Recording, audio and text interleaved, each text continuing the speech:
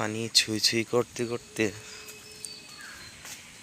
রাস্তাটা ধীরে ধীরে তলিয়ে যাচ্ছে।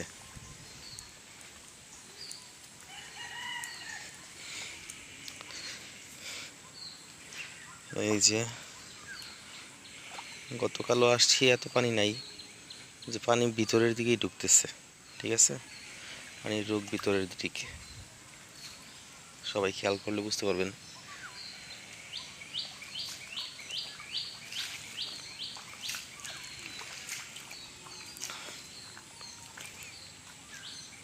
এই যে এদিকেও পানি উঠে যেতেছে।